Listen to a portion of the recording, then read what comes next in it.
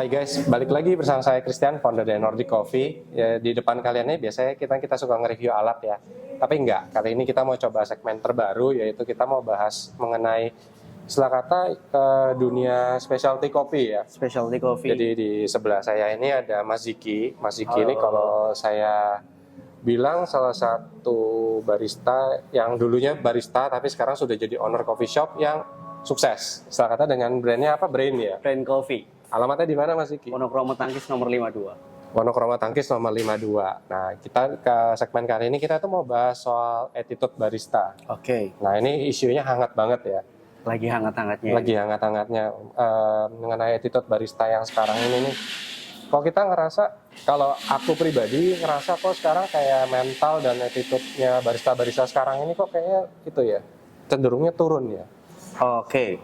Di era seperti ini karena banyak-banyaknya coffee shop yang dia udah nge-build coffee shopnya di era seperti ini, jadi sehingga attitude barista yang ada di industri perkopian dia menurun karena banyaknya opsional gitu yang mau dia tuju. Banyak opsional, jadi karena dia maksudnya kayak supply and demand-nya gitu ya berarti ya. Jadi barista ini makin dikit, coffee shop tambah banyak, jadi itu. Tapi ada kaitannya nggak ya dengan pandemi nggak ya menurut? Kalau kaitannya sama pandemi mungkin jadi sebuah opsional juga sih, karena kita di pandemi ini kehilangan namanya barista-barista yang profesional pada era pandemi. Banyak-banyak barista yang mungkin butuh finansial yang cukup ya. Orang finansial yang berlebih sehingga dia expand-nya di dunia F&B itu jauh lebih besar kayak gitu loh. Nah, kalau kita bahas soal attitude barista nih, kira-kira pernah dapat apa nih yang kira-kira attitude-nya kurang nih, Brain nih? Pernah spill nggak? Mungkin kita spill ya. Sebenarnya nggak banyak, cuman ada kayak gitu. Jadi attitude mungkin kayak attitude barista ketika dia di-build di tangan kontrak awal, interview mulai awal udah dikasih prosedur yang cukup kayak gitu. Tapi di tengah perjalanan dia ada yang resign bareng kayak gitu. Mungkin ada itu yang pernah juga pernah dialami juga. Itu satu batch gitu jadi resign semua gitu. Satu batch gitu resign kayak gitu. Operasional kamu gimana? Keganggu? Operasional lah itu ketika owner coffee shop itu dia tahu di industri F&B, jadi nggak merasa keberatan sih selama ini. Jadi kita langsung backup, kita cari conditional orang yang buat in charge kayak gitu, kita jalan. Kita nggak ada tutup sih waktu itu. Nggak ada tutup ya sampai langsung kita kerjain kayak gitu. Itu sampai nge-build barista-barista baru. Itu orang itu dia nggak ada pamit, nggak ada apa, tahu-tahu besok nggak masuk atau pamit sehari doang langsung keluar besokan. Nah itu nggak ada pamit sama sekali, jadi besoknya kita kosong gitu. Kosong, akhirnya kamu japri orang itu? Aku japri, katanya udah nggak bisa kerja kayak gitu. Oh iya, thank you. Udah nggak bisa kerja. Udah nggak bisa kerja karena alasannya something. Ya udah, aku nggak mau panjang lebar ya. Intinya ya udah, kalau emang attitude dari baristanya seperti itu, aku udah menyadari kayak gitu. Ini menarik juga ya. Jadi kan kalau ya sebelumnya kan kamu pernah kerja di Nordic juga ya dulu. Iya, siapa? Dan sampai sekarang kita juga ya, maksudnya ya kalau kayak gitu kenapa gitu kan? Kita harusnya ya bisa baik-baik aja gitu kan. Benernya. Kamu keluar baik-baik ya, akhirnya sampai sekarang masih temenan. Sering sharing-sharing juga. Ya, mungkin Nordic adalah sebuah opsional atau pembelajaran. Ketika saya di Nordic juga dulu, saya diajarin standar-standar kayak barista itu harus kayak gini nih. Terus awalnya harus jelasin prosedurnya kayak gini, resiko barista kayak gini. Terus finansial juga dibahas. Kita juga pernah negosiasi gaji. Kok kenapa resign nggak pamit? Contoh kayak gitu ya. Kalau di Nordic dulu dibekali dengan hal yang nomor satu adalah attitude. Kalau yang kedua adalah passion. Passion itu bisa dibentuk kayak gitu. Nah kalau passion itu ngebuildnya gampang kayak gitu. Kalau kita attitude butuh waktu yang lama buat ngebuildnya. Ini yang susah berarti kayak sekarang tuh one man notice itu susah banget ya? Ya, one man notice buat barista-barista saat ini tuh merasa keberatan karena banyak tawaran-tawaran di luar sana. Coffee shop yang jauh lebih menjanjikan secara finansial ya, bukan secara experience. Finansial, bukan experience ya. Jadi gitu. ya jujur kita juga pernah dapet sih. Case-nya? Jadi ya case-nya sama, nggak pamit, maksudnya pamit tapi cuma sehari sebelumnya gitu. Nah tapi oknum ini kayak sudah tidak one man notice, akhirnya kan ya pasti ada pemotongan lah, karena ganggu operasional gitu lah. Dia masih merasa berhak untuk itu. Jadi ada 2 orang keluar sekaligus. Yang kalau yang satunya malah kaget, kita masih bayar gajinya dia. Jadi balik lagi kalau dari situ mungkin kita dapat pelajaran, wah ada 2 orang ini tapi kok berbeda gitu. Berbeda cara mereka, istilah kata apa ya, cara mereka resign. Karena mereka sudah tidak one man notice tuh masih nuntut. Dan ya kalau kita nggak usah spill lebih lanjut lagi lah. Percakapannya tuh tidak enak lah kalau didengar kayak gitu. Terus ada juga yang pengennya one man notice nih. Pernah dapat juga nggak? Yang one notice pernah dapat juga. Tapi akhirnya dipakai drama juga. Jadi kayak akhirnya saya pengen one man notice gitu. Tapi akhirnya cuma masuknya 3 kali. Nah, seminggu 3 kali. Akhirnya nggak full nih one man notice-nya. Terus sakit. Itu pernah dapat juga ya? Pernah dapat sih kayak gitu. Berarti ini istilah kata berarti penyakit ya berarti ya. Kalau kita ngomongin mungkin butuh edukasi lagi buat namanya knowledge buat attitude ya. Attitude barista itu harus kita build lagi ketika kita sebagai owner coffee shop harus membekali yang pertama itu jangan ditawarin finansial tapi attitude dulu nih kita lihat. Iya. Karena dari boldnya attitude itu nanti bakal bisa ke arah passion gitu buat CR experience. Karena buat saat ini yang meresahkan adalah attitude barista untuk saat ini itu minim sih kayak gitu. Dikarenakan itu tadi banyaknya coffee shop atau penawaran-penawaran di luar sana yang jauh lebih menjanjikan kayak gitu. Karena balik lagi ya ada tawaran. Akhirnya finansial gitu karena ya nggak bisa dipungkiri ya mereka kan pasti kadang-kadang ada beberapa coffee shop yang mungkin ownernya sendiri nggak kayak kamu kan ngerti nih seluk-beluknya dia nggak ngerti dia serahkan gitu tapi begitu dia butuh ya dia nggak bisa open. Kalau kebayang sih kayak gitu pasti. Oke, terus ada apa lagi nih selain dia nggak pamit terus ngajak krunya bareng-bareng cabut ya. Terus mungkin sebagai referensi patokan nih coffee shop kayak gitu ketika dia nge-build coffee shop ini di coffee shop barunya dia nge-build patternnya dari mana nih? Dari coffee shop sebelumnya dong Pak kayak gitu. Jadi dari segi manajemen, dari segi ilmu, experience dari coffee shop sebelumnya. Jadi gitu. Itu dipakai di coffee shop. Di coffee shop yang bakal kedepannya next projectnya dia lah. Next projectnya dia gitu ya. Bagi saya sih sah-sah aja kayak gitu. Even kamu mau well develop buat coffee shop klien atau kamu mau experience baru yang nantinya kamu buka coffee shop sendiri nggak apa-apa. Intinya attitude atau tanggung jawab dari coffee shop yang kamu dulu cari experience itu harus kamu selesaikan dulu. Contoh tanggung jawab kayak gitu. Ya aku setuju sih. Jadi kalau menurut kamu kalau attitude-mu sudah bagus, mentalmu itu sudah bagus, ya pasti otomatis kan penghasilan akan mengikuti ya. Benar, setuju. Kurang lebih gitu. Tuh buat teman-teman barista, attitude is number 1 gitu. Yes. Dan kalau masuk baik-baik ya, kalau bisa ya keluar baik-baik lah, kurang lebih gitu. Terus pernah dapat juga nggak? Kita pernah dapat sih, jujur ya. Kalau kita boleh spill lagi ya, kita pernah dapat nih. Pernah nggak kamu dapat barista yang istilah kata dia memang suka juara-juara lomba lokal nih?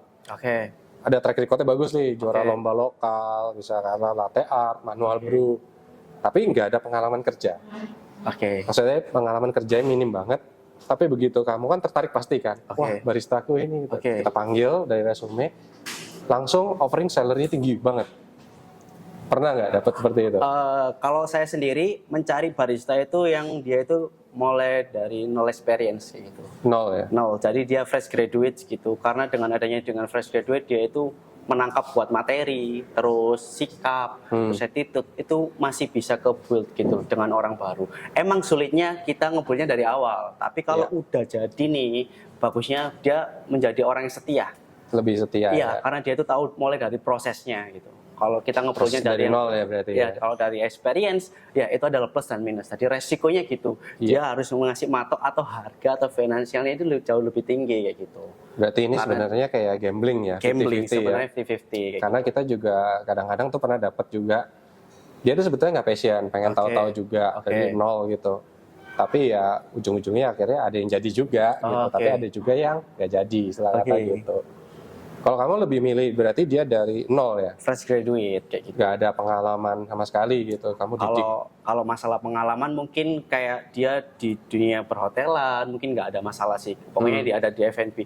Ketika nol fresh graduate yang saya lihat adalah yang pertama adalah attitude kayak gitu. Terus body language ya, kayak gitu.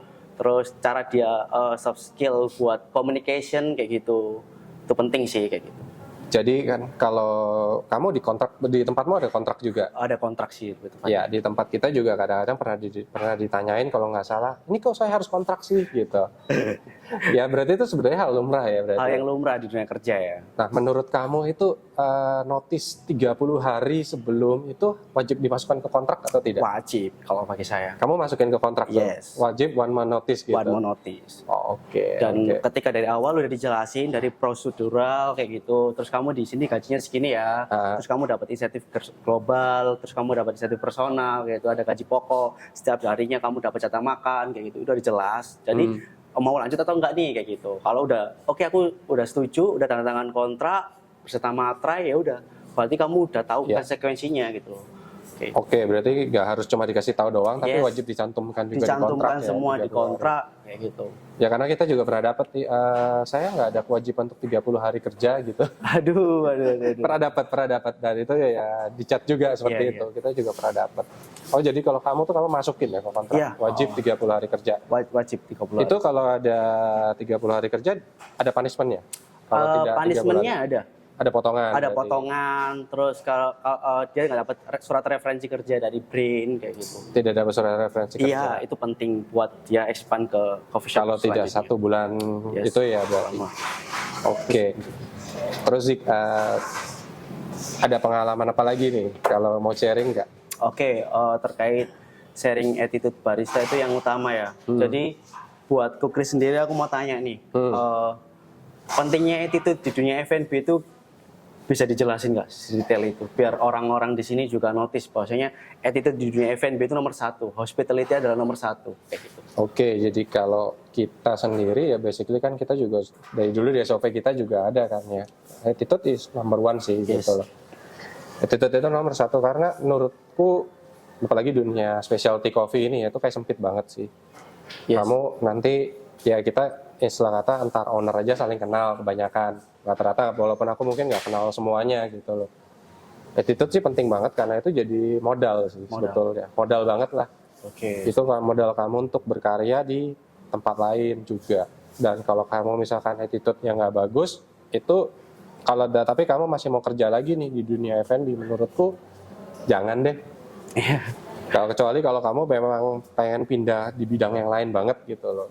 Nah itu mungkin ya udah terserah kalau kamu pengen putus dari dunia specialty atau F&B itu ya. Kalau kamu masih mau kerja di dunia F&B, walaupun jangankan di antar specialty aja pasti ketemu lagi. Iya gitu. pasti. Jadi ya sempat juga ya kayak ada teman di Malang, akhirnya satu batch akhirnya dikeluarin karena ya itu bekerja sama. Itu ya kasihan juga ya sih sebetulnya. Jadi karena kerja sama ambil uang. Padahal ya sebetulnya kan kalau uang itu kan bisa kalau kamu mungkin ngerasain sendiri ya. Uang itu kan buat cash flow-nya kita kan penting banget. Operasional gitu. kayak gitu. Kalau itu hilang, kalau nggak apa otomatis nanti HPP-nya naik. Gitu. Itu padahal kamu pernah kejadian juga nggak? Kalau case-nya itu mungkin pernah beberapa case ya kayak gitu, hal-hal kecil ya itu mungkin bahan dasar ya kayak gitu. Bahan-bahan dasar itu mungkin buat owner-owner coffee shop itu lebih selektif lagi terhadap bahan-bahan dasar. Contoh kayak susu, kopi. Oh ini kalibrasi nih Pak, tapi ngabisin setengah kilo. Itu namanya nggak kalibrasi. Coba-coba kayak gitu.